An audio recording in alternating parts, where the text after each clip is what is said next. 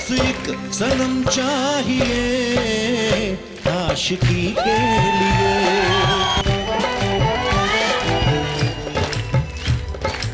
Super hit गाने और super duper hit film आशिकी को आज 30 साल पूरे हो गए हैं और आज हमारे साथ हैं फिल्म के हीरो मिस्टर राहुल राय। राहुल सर, आपका बहुत बहुत स्वागत है। Thank you very much. क्या बात है, मजा आ गया।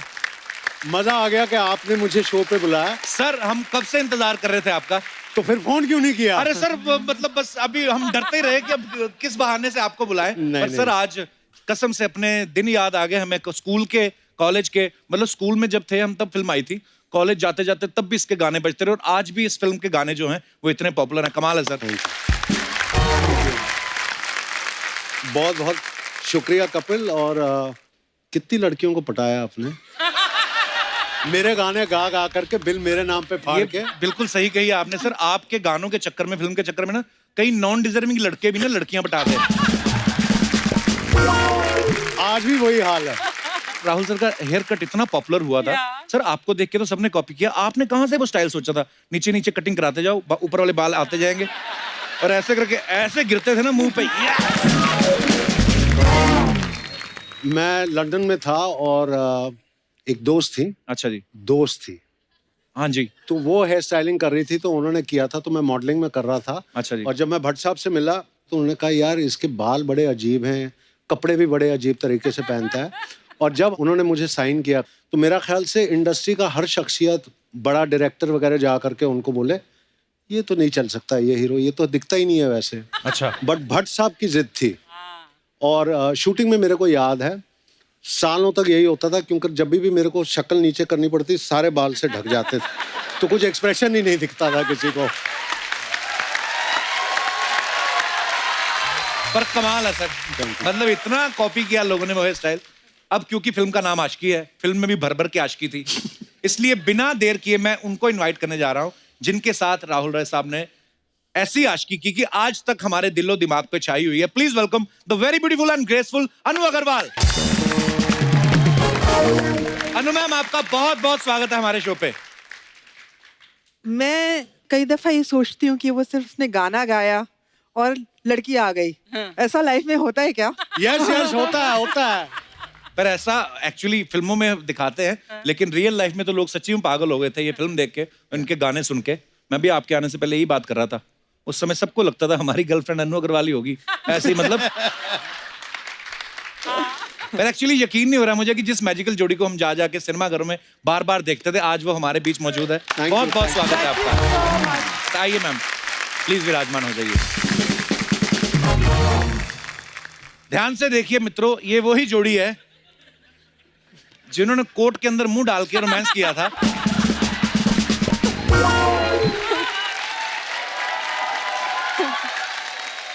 सबके मन में एक सवाल है कई सालों से, ये कोर्ट के अंदर मुंह क्यों डाला था? आपको डर है आप पकड़े ना जाएं?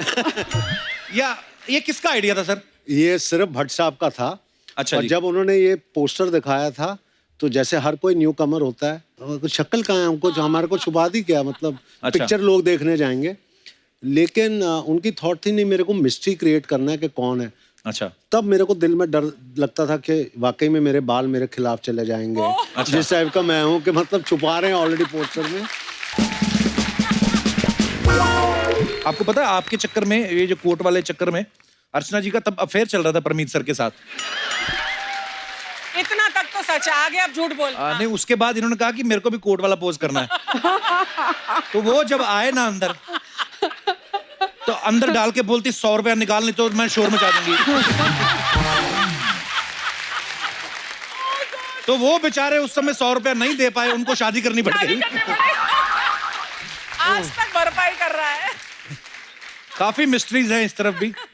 पर राहुल सर, अनु मैम, जब आपको ये फिल्म मिली थी आशिकी, उस समय आपके मन में कभी ख्याल आया था कि ये इतनी बड़ी हिट होगी कि 30 साल बाद भी आपको कपिल शर्मा शो में जाने का मौका मिले? सॉरी, अपनी प्रमोशन मैं करता रहता हूँ बीच में।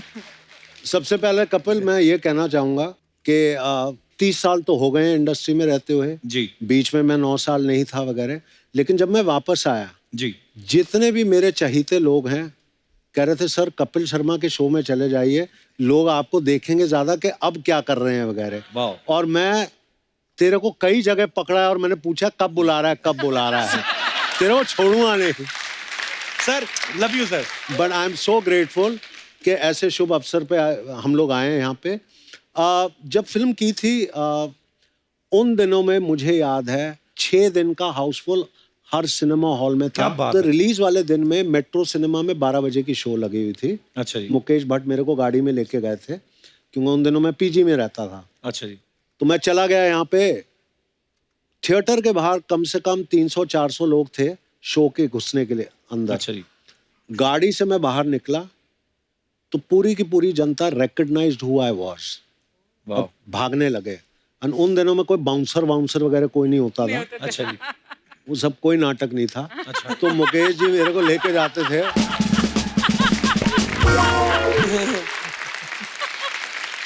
जिसके प्यार के भूखे हो आप उन्हीं को धक्का मार करके दूर कर रहे हो बाउंसर से, मतलब क्या हुआ? मुझे बहुत समझ बहुत में नहीं आया। प्यारी बात है वाकई।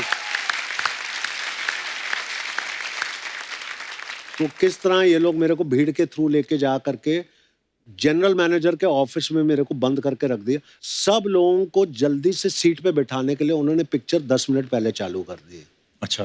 पहली बार मैंने देखा कि जनता जो है स्क्रीन पे कॉइन्स फेंक रहे हैं, इतने सारे कॉइन्स फेंक रहे हैं। मेरा ख्याल से 1-2 आर्टिस्ट के काफी पैसे निकल जाते उसी शो में। It was that much coins they were spending. ये प्यार था। तनु मैंने आपके लिए भी फोन आते होंगे उस समय, तो चिट्ठियां बड़ी लिखते होंगे लोग। मैं उस समय जो है पेइंग गेस्ट में रह रही थी जुहू में। उस रात को मैं सोई हूँ, सो के सुबह उठी और मुझे अब वो जो सुबह है, वो सुबह ऐसी वो छाप उसने मारी है मेरे दिमाग के अंदर। क्योंकि उस दिन मैं उठी तो मैंने देखा कि चारों तरफ बिल्डिंग में से लोग जो है बाहर अनु अनु, और मैं कहूँ हाय रे, मेरे कपड़े ठीक है, मैं कहाँ हूँ, कौन है ये लोग, कहाँ है, दौर कहाँ है, मैं दौर ढूंढ रही हूँ कि क्या है, मेरी टी शर्ट छोटी है कि बड़ी है, ये लोग कौन है, मुझे ध्यान ही नहीं आए। और फिर उसके बाद में किसी तरीके से मैं आंखें बंद करके वहीं लेट गई। और मुझे ध्यान है कि कितने घंटे बाद जब मैंने आंखें खोली तो लोग वहीं खड़े हुए थे। वाह क्या बात। किसी भी तरीके से खैर मैं उठी, साइड में निकल के मैं किसी तरीके से घर से निकली कि भाई स्विमिंग के लिए मैं चली जाती हूँ। मैं नीचे निकली, दोनों तरफ जो लेन थी वहां पे लड़के खड़े हुए हैं। अच्छा जी। और इसे राहुल ने लिखा था अनु आई लव यू। एक सीन था जहाँ पे इसने पूरी दीवार पे लिखा Anu I love you, I love you. हाँ हाँ। दोनों तरफ लड़कों ने दीवार पे लिखा है Anu I love you, I love you, I love you. मैं मुंह नीचे करके बड़ी कॉन्फिडेंटली चलना शुरू किया। मैं गई हूँ तो सामने ऑटो आया, मैं ऑटो में बैठी, उसने आशिकी गाने चला रखे हैं। और वो जो है ऑटो, उसने जो है स्टार्ट किया ऑटो और यूं देख रहा है मेरी तरफ। मैंने कहा यार ये तो ऑटो जो है कहीं ना कहीं हिट कर देगा। मैंने कहा आप सीधा देखिए भाई, आप चला रहे हैं, आप आशिकी की अनु अग्रवाल हैं। अरे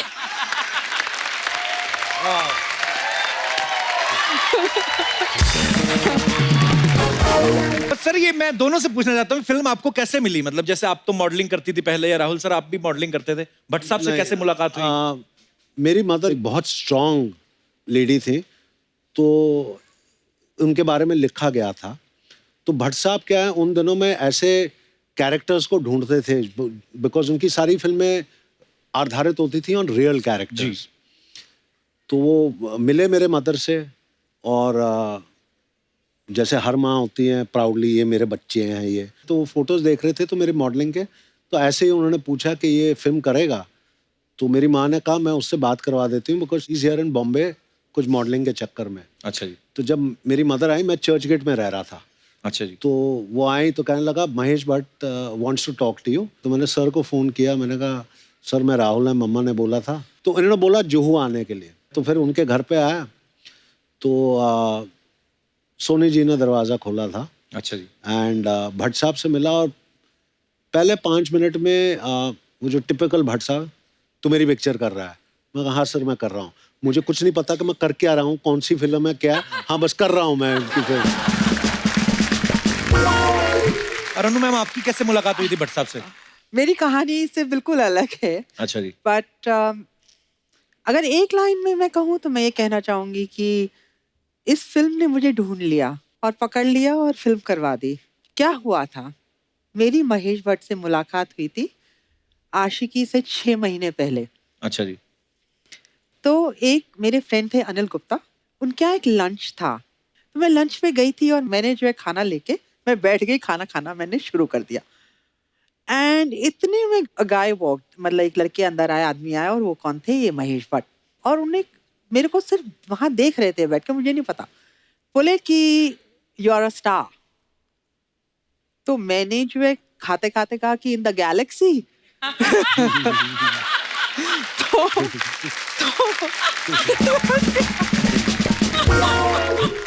फिर बोले you should act in movies. तो मैंने कहा कि आई एम नॉट इंटरेस्टेड। तो उसके बाद मैंने सोचा बात खत्म हो गई। पेरिस में मेरा मॉडलिंग का जॉब आ गया। उसके बाद मैं जो बम्बई आई, मैंने कहा भाई ये पेइंग गेस्ट मेरा बंद पड़ा हुआ था, मैंने कहा भाई यहाँ से मैं बैग निकाल के बंद करूँ यहाँ सारा। I was closing on everything, correct. उसी दिन दोपहर को महेश भट्ट का फोन आ गया। अच्छा। फोन मैंने उठाया, immediately Mahesh Bhatt, he doesn't waste his time, hello hi भी नहीं, हेलो। मैंने कहा हेलो। कहते हैं you remember I met you 6 months ago। मैंने कहा हाँ शायद। एंड ही सेड कि I have written a script. मैंने कहा कि भाई अच्छा, I told you I am not interested in movies. तो कहते हैं कि if you don't do this film तो मैं ये पिक्चर नहीं बनाऊंगा। वाह। क्योंकि ये लड़की सिर्फ तुम ही प्ले कर सकती हो। फिर फाइनली मैंने जाके वो स्क्रिप्ट सुनी, और आप लोगों को यकीन नहीं होगा कि स्क्रिप्ट एंड हो गई है, मैं मना नहीं कर पा रही हूँ। मैंने उनसे कहा कि मैं आपको बताती हूँ, और मैंने फिर 10 दिन के अंदर मेरे बर्थडे 11 जनवरी को जाके पिक्चर साइन कर ली। वाह।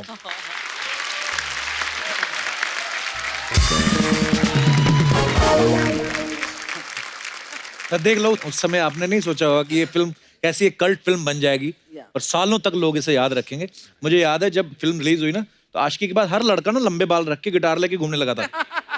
ये अपना दिनेश है ना, ये जो रेड कलर की गिटार, इसने गिटार तभी बजानी शुरू की, तो ये इस चक्कर में फेल हो गया। उसके बाद वही लंबे बाल इसके बाप ने पकड़ के जो घुमाए हैं ना, उसको दोनों तबले सुझाए इसके डैडी ने। राहुल राय सिर्फ आशिकी नहीं करते थे, पढ़ाई लिखाई भी करते थे वो। हाँ। अच्छा सर, अनु जी का नाम भी फिल्म में अनु था, आपका भी राहुल ही था, तो ये इंटेंशनली रखा था कि आलसी थे भट्ट साहब? ये मैं बता रहा हूँ, ये बहुत फनी किस्सा है। गाना तो शूट कर लिया। अच्छा। मैंने तो स्क्रिप्ट सुनी भी नहीं जी, तो मेरे को तो कैरेक्टर का नाम ही नहीं पता था कि मैं कैरेक्टर क्या है। अच्छा। तो गाना जैसे खत्म कर लिया, तो शॉट था कि एक बंदा आता है रेस्टोरेंट का, भाई तू पगार ले ले दिन का और साइन कर ले वाउचर। किसी ने बोला ही नहीं, तो मैंने राहुल रॉय लिख दिया उधर करके, उन्होंने शॉट कैन कर लिया। अब उस टाइम तो डिजिटल था नहीं फिल्म। हाँ। फिल्म का मतलब बहुत महंगा है। हाँ। नहीं, अभी नहीं रीशूट हो सकता, तो नाम उन्होंने राहुल रख दिया। और उसके बाद जितने भी फिल्में मैं कर रहा था, बिकॉज फिल्म हिट हो गई, तो इट वाज राहुल ओनली। वाह, क्या बात है।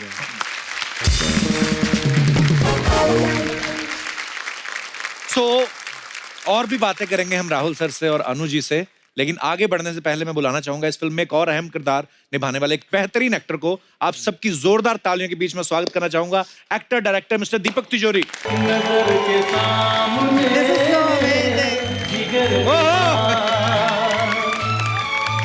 दीपक सर, बहुत बहुत स्वागत है आपका। सर, आशिकी के 30 साल पूरे हो गए, आपको बहुत बहुत मुबारक। लगता है हाँ, सफेदी आ गई। एक्चुअली सर, जब आपको फिल्मों में देखते थे ना, सबको लगता था ऐसा हमारा भी दोस्त होना चाहिए। बस यही एक प्रॉब्लम होता था हमेशा। मेरे साथ यही प्रॉब्लम हुआ उन दिनों में। अच्छा। हाँ, मुझे गर्लफ्रेंड नहीं मिलती थी, मुझे हमेशा दोस्त बनाते थे। पर सर, आपके कभी मन में नहीं आया यार मैं भी हैंडसम हूँ, लंबा चौड़ा हूँ, आपके मन में नहीं आया कि मेरे को भी हीरोइन मिलनी चाहिए? भट्ट साहब से कहा नहीं आपने? सब किया हम लोगों ने उन दिनों में। मेरे साथ में और 3-4 और भी थे। अच्छा। जो भट्ट साहब की सेवा में लगे हुए थे उन दिनों में। अच्छा। और हम लोग देख के बोलते थे, भट्ट साहब इसको कैसे हीरो लोगे यार?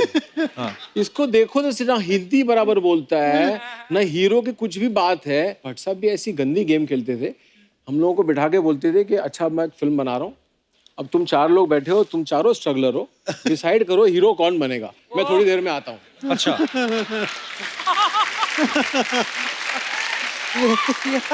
और हम लोग सब आस लगाए बैठे हैं कि अभी अगली फिल्म तो हमारे को चांस मिल ही जाएगा, लेकिन फिर बाद में चांस मिला ही नहीं। मालूम पड़ा ये हीरो बन गया। फिर मैं वहां से निकल गया।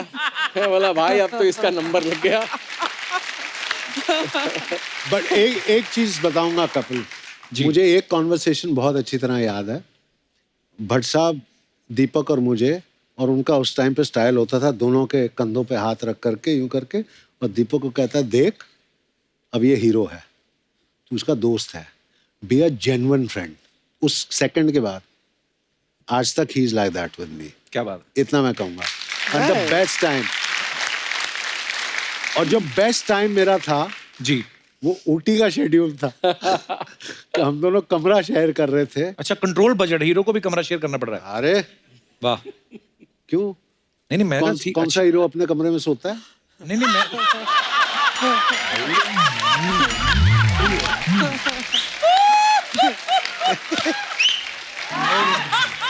अच्छी बात है। और एक और बात बताता हूँ कि अगर मुकेश जी की फिल्म हो ना, हाँ। तो कमरा मिल जाए हीरो को तो भी बहुत बड़ी बात है।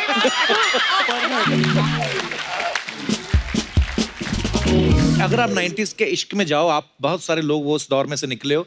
उस समय दोस्त का बड़ा इंपॉर्टेंट रोल होता था एक्चुअली। दोस्ती आगे बताता था कि वो अपने मन से भाभी मना लेते थे ना वो, कि भाभी 9 बजे कॉलेज जाती है, 2 बजे ट्यूशन जाती है। कई तो लड़की गली में जाके सिटी पे जाते थे। हमारे दास दादा ना, हमारे फोटोग्राफर, इन्होंने तो स्पेशली इंटेंशनली अपने दांतों में गैप रखवाया ताकि मेरी सिटी तेज बजे।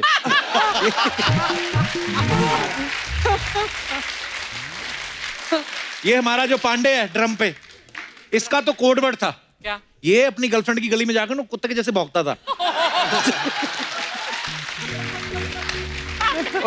और वो फिर ना वो रोटी डालने के बहाने आती थी। अच्छा। एक दिन ये हो गया लेट, हाँ। तो वो तो सो गई, उसका डैडी आ गया। पहली बार लोगों ने कुत्ते को फटे कपड़ों में 2 पैरों में चलते देखा है।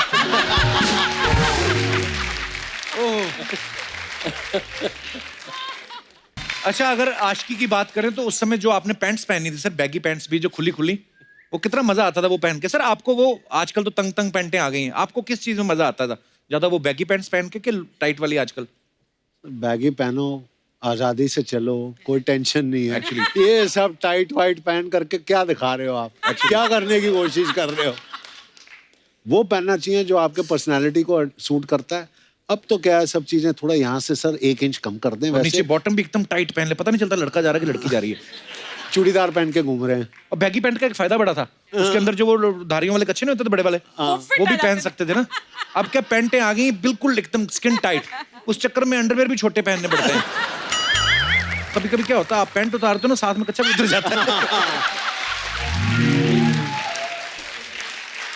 आपको रियलाइज नहीं होता कि ये भी हो चुका है। वो एकदम से जब पैंट उतारते हो, पता है अंगूठे में कच्चा लटक रहा होता है, पता चलता है कि वो ये भी उतर गया। राहुल सर, अगर आपकी जुनून फिल्म की बात करूं, क्या कमाल की फिल्म थी जुनून,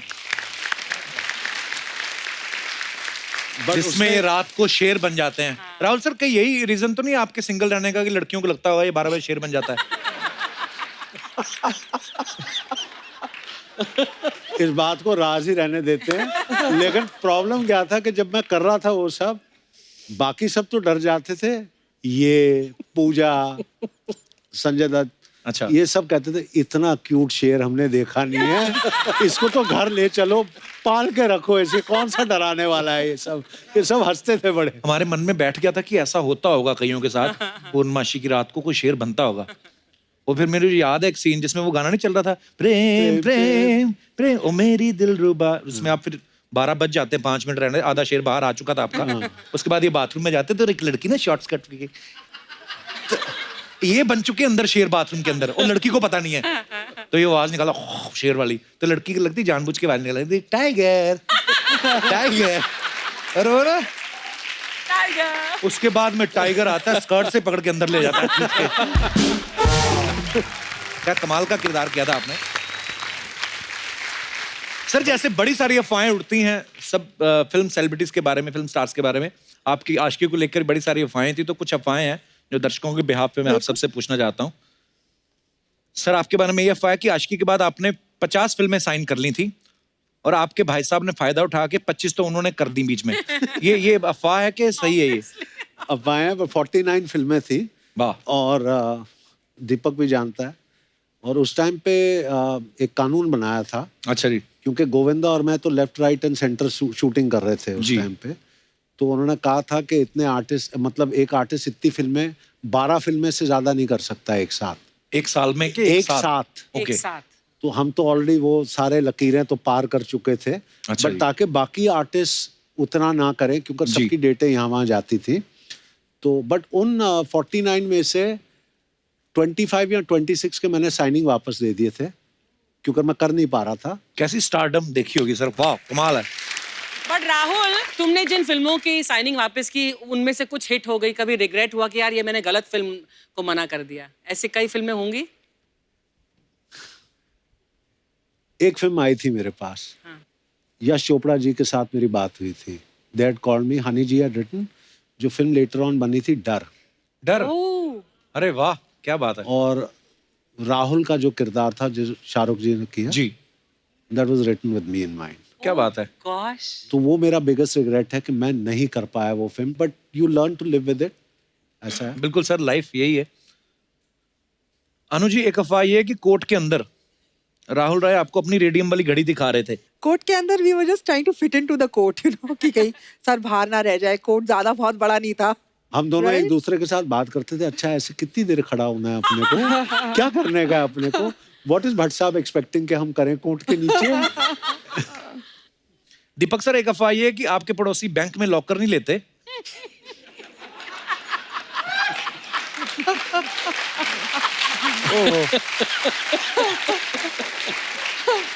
आपके पास अपने गहने रख जाते हैं क्योंकि आपके पास तिजोरी है।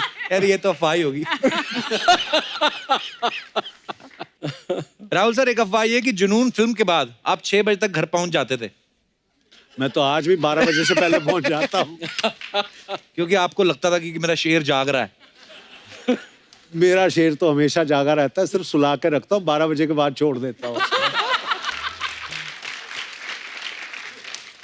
अनु, एक अफवाह ये आपके बारे में कि आज भी अगर आपके सामने से कोई कोट लेके निकलता है तो आप डर जाती हैं कि ये किस करके ना भाग जाए। कोई कोट लेके निकलता है मेरे सामने से तो मुझे एकदम से ये लगने लगता है कि अब ये मुझे आके अपना कोट मेरे सर पे रख देगा। ऐसा फील होता है आपको? मुझे ऐसा फील होता है। ओके, तो ये और कई लोगों ने है। मुझे कोट्स दिए हैं आके आशिकी के बाद। अच्छा। लड़के मुझे देखते थे आके अपना कोट मेरे कंधे पे रख देते थे, क्योंकि एक सीन था कि राहुल आके मेरे कंधे पे कोट रख देता है। बड़ी और फिल्मों में अच्छी कॉपी जैकेट रख दी एक लड़के ने। अच्छा, तो आपने रख लंदन ली फिर में। वो? तो मैंने वो जैकेट पहनी, बहुत बड़े उसके शोल्डर्स थे। अच्छा। और मैंने पहनी कुछ दिन वो जैकेट। अर्चना जी को दे देती। मुझे टाइट होती हूँ। Next time. दीपक सर, एक अफवाह और भी कि आप इंडिया के रिचेस्ट एक्टर्स में से एक हैं।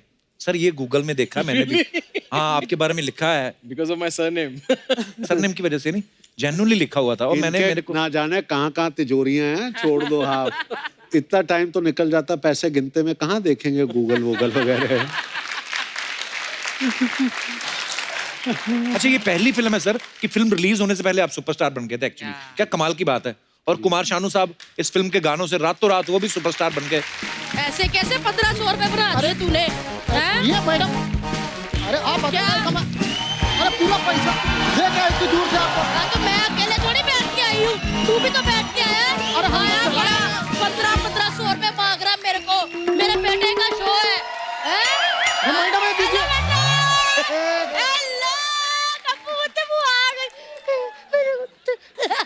वो ये कौन है? विराट कोहली सेल्फी ले ले फटाफट। पता नहीं पुत्र, ऑटो वाली वर्दी पे आई हुई है, ऑटो वाला है। अरे देखिए मैडम, ये सब छोड़िए, पहले हमारा ऑटो का भाड़ा दे दीजिए। पूरे 1500 रुपए हुआ है। 1500 रुपए? हाँ 2000 का छुट्टा है तेरे पास?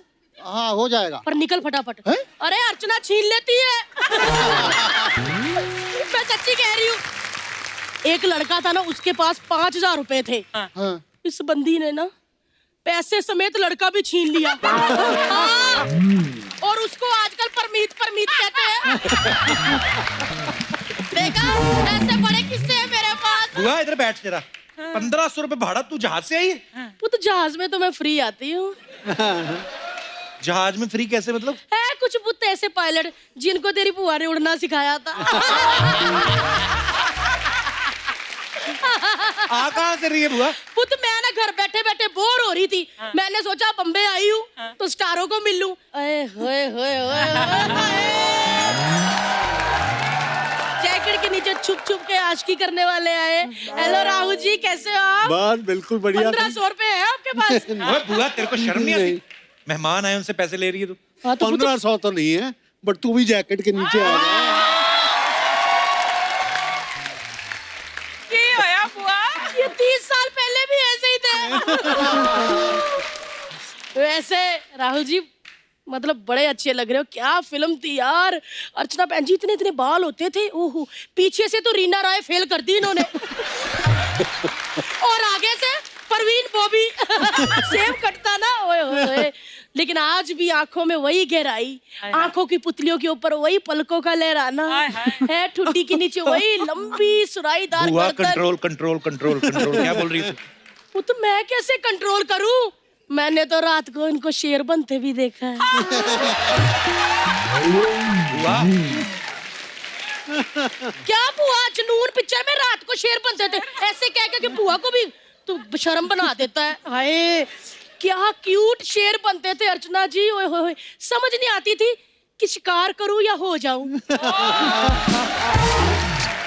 आज की फिल्म आई, ओहो हो, इतनी लड़कियों की कुंडली में केतु नहीं बैठता था जितना दिल में राहु बैठ गया था। और वो जैकेट वाला पोज, आय हाय हाय हाय, वो जैकेट वाला पोज इतना हिट हो गया था कि कप्पू मैंने तेरे फुफ्फा के साथ भी किया था। अच्छा, बारिश में ऐसे? हाँ पुत, बारिश में। फिर क्या पुत, मैंने ब्रश नहीं किया था, तेरे फूफा ने ताजा ताजा प्याज खाया था। पहली बार लेदर जैकेट की चीखें निकली है।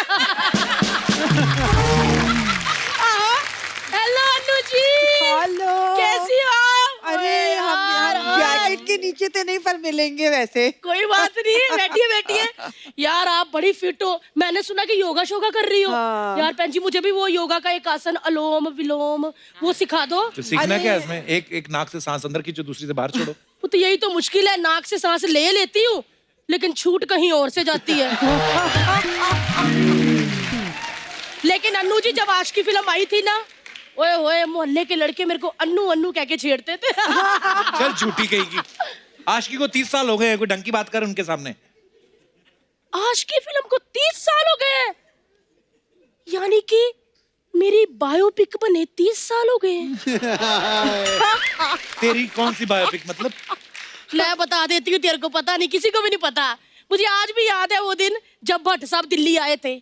ओहो राहु जी, सड़क के किनारे हम दोनों खड़े थे, मैं और भट्ट साहब ऐसे कर रहे थे, ऊपर से तेज बारिश आ गई। ओए होए होए होए, उन्होंने अपनी लेदर जैकेट खोली, मुझे मैं जैकेट में ऐसे करके ले लिया और ऐसे करते करते मुझे पूछा, कहते कम्मो क्या तेरी लाइफ के ऊपर मैं फिल्म बना सकता हूँ आज की? मैंने भी कह दिया फिर, कबूल है कबूल है कबूल है।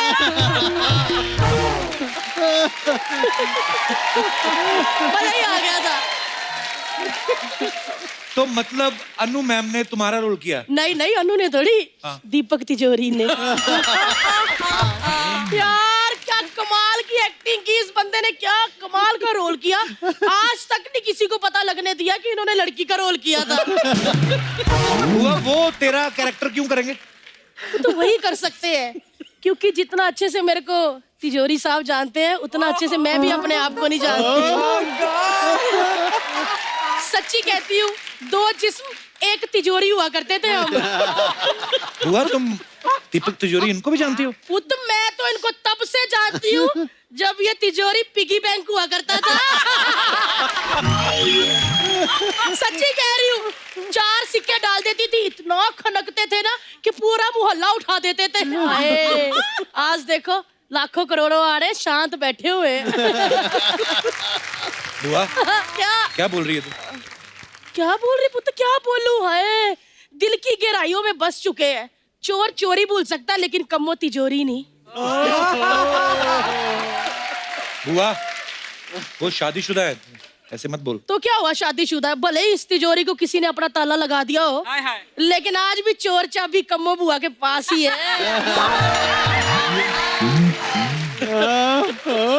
सोनी साहब से मेरी दरख्वास्त है कि ये हमारे मेहमानों को तंग कर रही है, मेरी बुआ समझ के कोई लिहाज ना करें, आप एक्शन ले सकते हैं इनके मुंह पे। और रहन दो, इन्होंने कोई नहीं एक्शन लेना। सोनी साहब ने अगर 30 साल पहले एक्शन लिया होता ना तो आज फर्स्ट रो पे हमारे छोटे छोटे सेट मैक्स बैठे होते। चलो मैं जाती हूँ। वैसे आज पूर्णमासी और फुल मून है और शेर बनने का टाइम इनका हो रहा है। इससे पहले ये 80 किलो गोश्त खा जाए मैं निकलती हूँ। लेकिन तिजोरी जी मिलके जाना, आलू बनाए हुए आज, पता है ना आपको, आलू बड़े करारे तरम नाल। वाह जी, आती हूँ मिलने। बाय बाय, आना जरूर।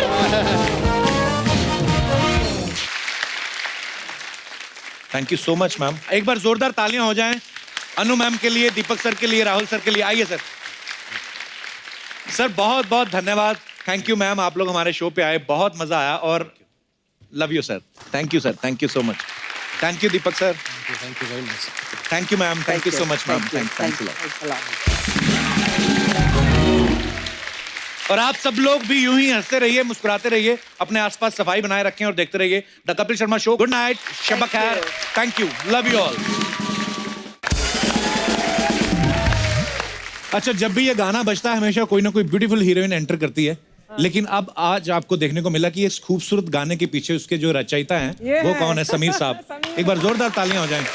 आइए समीर साहब, आपका बहुत बहुत स्वागत है। आओ बादशाह। आओ टाइगर आओ। कपिल, आज रियल जंग होने वाली है। अरे सर, मजा आने वाला है आवाज और लफ्जों का जो है हंगामा आज होगा। इतना सुपर डुपर हिट कॉम्बिनेशन आज हमारे साथ है।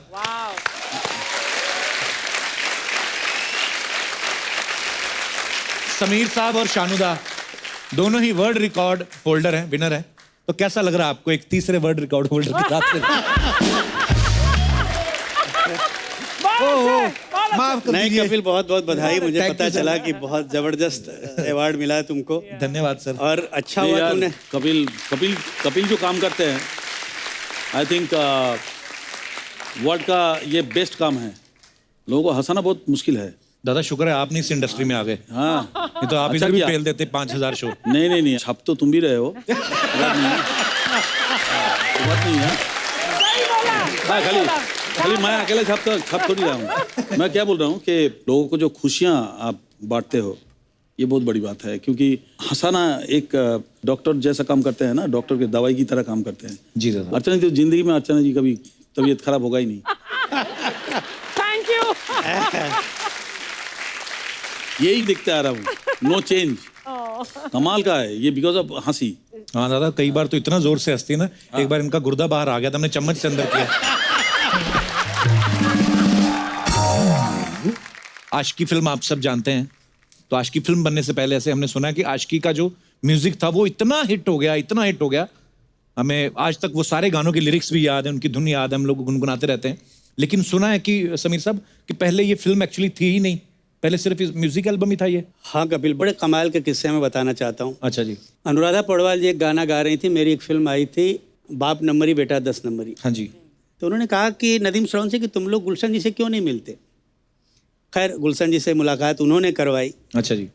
उसके बाद गुलशन जी ने कहा देखो हम फिल्म तो नहीं बना रहे हैं, हम म्यूज़िक बैंक बना रहे हैं, तो आप लोग कुछ गाने उसके लिए रिकॉर्ड करो। उसके बाद अगर हमको लगा कि ये म्यूज़िक बैंक के जो गाने बहुत अच्छे हैं तो मैं किसी प्रोड्यूसर को सुनाऊंगा, अगर उसको अच्छा लग गया तो फिल्म बन जाएगी। तो पहला गाना जो हमने रिकॉर्ड किया, जो टाइगर ने गाया, मैं दुनिया भुला दूंगा तेरी चाहत में, बड़ा ही कमाल। और उस एल्बम का नाम था चाहत। अच्छा जी। 5-6 गाने हो गए थे। महेश भट्ट आए और उन्होंने सुने तो उन्होंने बोला यार ये बहुत कमाल का म्यूजिक है, म्यूजिक डायरेक्टर कौन है?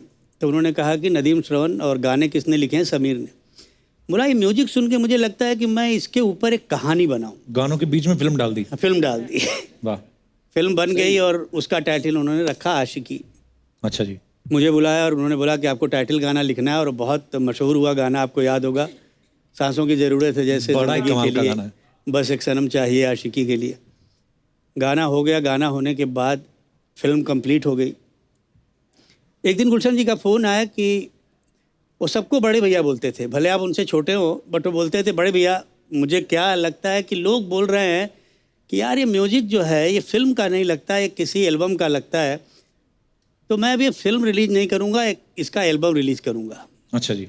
मैं डर गया, मैंने बोला यार ये तो बड़ी मुश्किल हुई। मैंने सीधा नदीम श्रवण को फ़ोन किया, वो लोग भाग के आए और महेश जी के पास हम लोग गए। हमने बोला महेश जी ये तो बड़ी प्रॉब्लम हो गई, गुलशन जी बोल रहे हैं फिल्म नहीं रिलीज़ करेंगे। वो बोले अच्छा चलो चलो मेरे साथ आओ। हम तीनों गए। जैसे ही महेश जी ने एंट्री ली तो गुलशन जी ने सुन लिया आवाज़ कि महेश जी आया, और डरते बहुत थे महेश भट्ट से। अच्छा जी। हम अंदर गए तो उन्होंने बोला कि गुलशन जी मैंने सुना है कि आप आशिकी फिल्म रिलीज ही नहीं करोगे।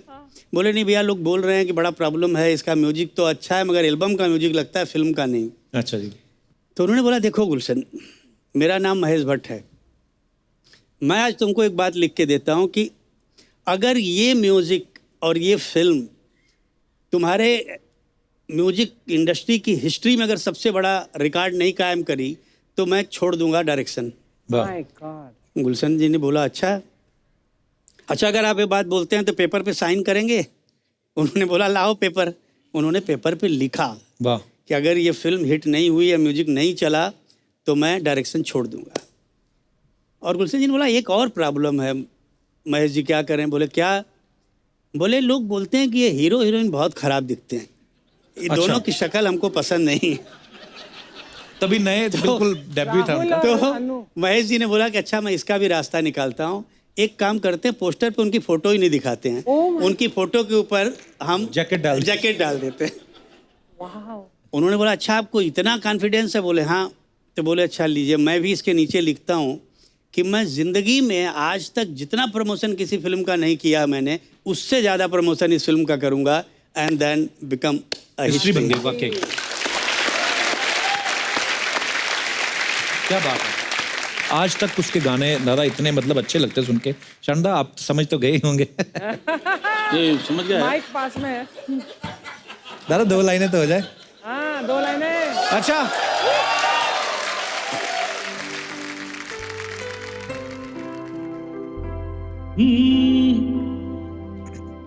खड़े होके गाता हूँ जी दादा। आशिकी के लिए क्या बात है, वाह वाह वाह।